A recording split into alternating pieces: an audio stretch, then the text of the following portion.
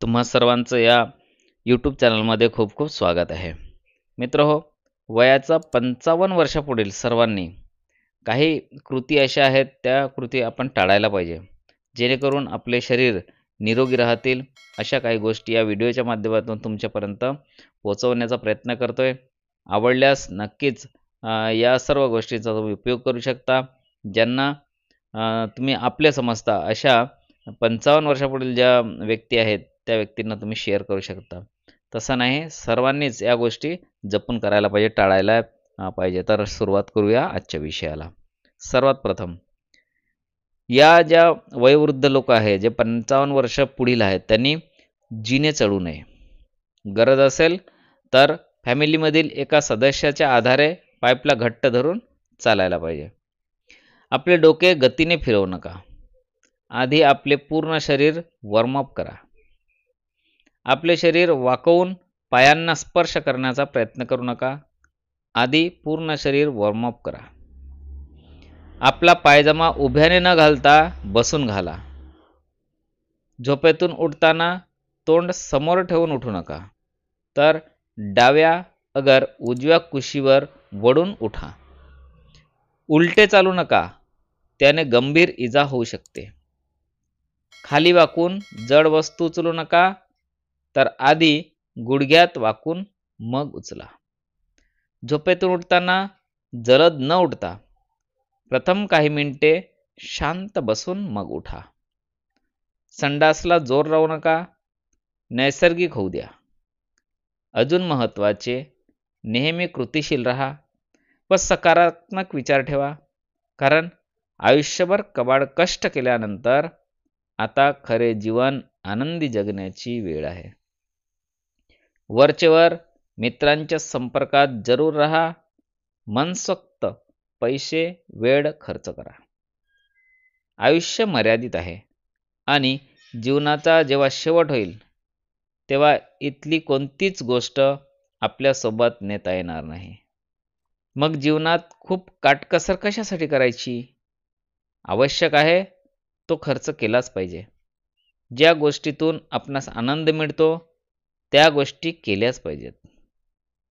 आपण गेल्यानंतर पुढे काय होणार याची मुळीच चिंता करू नका. कारण आपला देह जेव्हा मातीत मिसळून जाईल, तेव्हा कुणी आपले कौतुक केले काय किंवा टीका केली काय? जीवनाचा आणि स्वकष्टाने मिळवलेला पैशांचा आनंद घेण्याची वेळ निघून गेलेली असेल. तुमच्या मुलांची खूप काळजी करू नका. त्यांना स्वतःचा मार्ग निवडू द्या. स्वतःचे भविष्य घडवू द्या. त्यांच्या इच्छा आकांक्षांचे आणि स्वप्नांचे तुम्ही गुलाम होऊ नका. मुलांवर प्रेम करा, त्यांची काळजी घ्या, त्यांना भेटवस्तूही द्या. मात्र काही खर्च स्वतःवर, स्वतःच्या आवडीनिवडीवर करा. जन्मापासून मृत्यूपर्यंत नुसते राब राब राबणे म्हणजे आयुष्य नाही, हे देखील लक्षात ठेवा. आपल्या आरोग्याची हेळसांड करून पैसे कमवण्याचे दिवस आता संपले आहेत. पुढील काळात पैसे मोजून सुद्धा चांगले आरोग्य मिळणार नाही. या वयात प्रत्येकापुढे 2 प्रश्न असतात आणि तेही महत्त्वाचे. पैसा कमवणे कधी थांबवायचे आणि किती पैसा आपल्याला पुरेल? तुमच्याकडे कितीही एकर सुपीक जमीन असतील तरी तुम्हाला दररोज किती अन्नधान्य लागते? तुमच्याकडे अनेक घरे असली तरी रात्री झोपण्यासाठी एक खोली पुरेशी असते. एक दिवस आनंदाशिवाय गेला तर आयुष्यातला एक दिवस तुम्ही गमावला आहात. एक दिवस आनंदात गेला तर आयुष्यातला एक दिवस तुम्ही गमावला आहात, हे लक्षात असू द्या. आणखी एक गोष्ट, तुमचा स्वभाव खेळकर उमदा असेल तर तुम्ही आजारातून बरे व्हाल आणि तुम्ही कायम प्रफुल्लित असाल तर तुम्ही आजारी पडणारच नाहीत. सगळ्यात महत्त्वाचे म्हणजे आजूबाजूला जे जे उत्तम आहे, उदात्त आहे, त्याकडे पहा, त्याची जपणूक करा. आणि हो, तुमच्या मित्रांना कधीही विसरू नका, त्यांना जपा. हे जर तुम्हाला जमले तर तुम्ही मनाने कायम तरुण राहाल. आणि इतरांनाही हवेसे वाटाल. मित्र नसतील तर तुम्ही नक्कीच एकटे आणि एकाकी पडाल. त्यासाठी रोज व्हॉट्सॲपच्या माध्यमातून संपर्कात राहा, हसा, हसवत राहा, मुक्त दाद द्या. म्हणूनच म्हणतो, आयुष्य खूप कमी आहे, ते आनंदाने जगा. प्रेम मधुर आहे, त्याची चव चाखा. क्रोध घातक आहे, त्याला गाडून टाका. संकटे ही क्षणभंगूर आहेत, त्यांचा सामना करा.